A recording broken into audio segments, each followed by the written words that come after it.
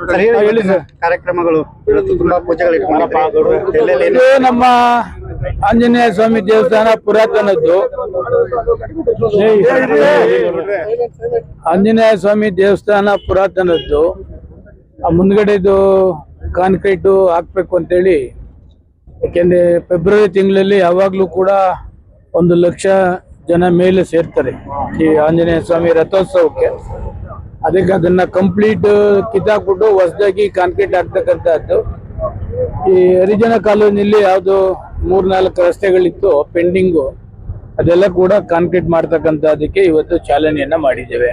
BESCOM office ಬೆಸ್ಕಾಂದು ನಾಗದೇವನಹಳ್ಳಿಲಿ ಒಂದು ಸ್ವಂತ ಕಟ್ಟಡವನ್ನ ಇವತ್ತು ಲೋಕಾರ್ಪಣೆ ಆಗಿದೆ. ಒಳ್ಳೆ ಕಟ್ಟಡವನ್ನ ಕೂಡ ಕಟ್ಟಿದ್ದಾರೆ.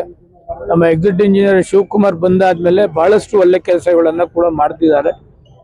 ನಮ್ಮ ಕೆಂಗೇರಿ ಹಾಸ್ಪಿಟ್ಲಿಗೆ ಕರೆಂಟ್ ಸಪ್ಲೈ ಸರಿಯಾಗಿ ಆಗ್ತಿಲ್ಲ, ಕಟ್ ಆಗ್ತಾ ಇತ್ತು. 24x7 ಕರೆಂಟ್ ಕೊಡಬೇಕು ಅಂತಕ್ಕಂಥದ್ದು ಹೇಳಾದ್ಮೇಲೆ ಅದನ್ನು ಕೂಡ ಮಾಡಿದ್ದಾರೆ.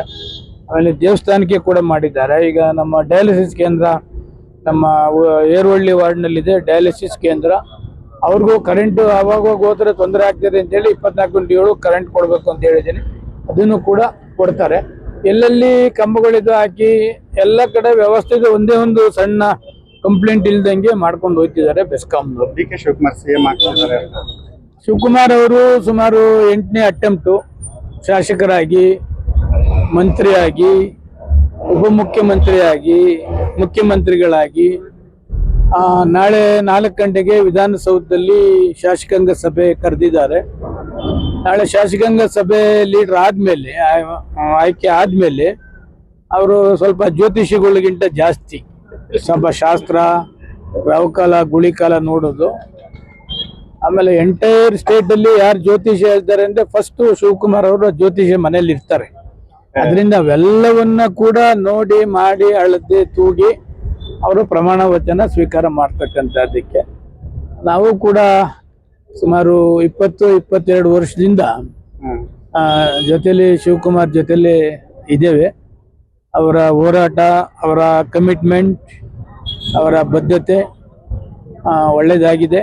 ಕರ್ನಾಟಕನೂ ಕೂಡ ಬಹಳಷ್ಟು ಎಕ್ಸ್ಪೆಕ್ಟ್ ಮಾಡ್ತಿದ್ದಾರೆ. ಶಿವಕುಮಾರ್ ಮುಖ್ಯಮಂತ್ರಿ ಆದ್ರೆ ಏನೇನು ಆಗ್ತದೆ ಅಂತೇಳಿ, ಅದಕ್ಕೆ ಅವರು ಕೂಡ ತಕ್ಕಂತೆ ಕೆಲಸ ಮಾಡ್ಬೇಕಾಗ್ತದೆ, ಮಾಡ್ತಾರೆ ಅಂತಕ್ಕಂಥದ್ದು ವಿಶ್ವಾಸ ಕೂಡ ಇದೆ. ಸರ್, ತಾವು ಬಿಜೆಪಿಗೆ ಹೋಗ್ತಾರೆ ಅನ್ನೋ ಮಾತುಗಳು, ಗಾಳಿ ಸುದ್ದಿಗಳು ಬರ್ತಾ ಇದೆ, ಏನ್ ಹೇಳ್ತೀರಿ?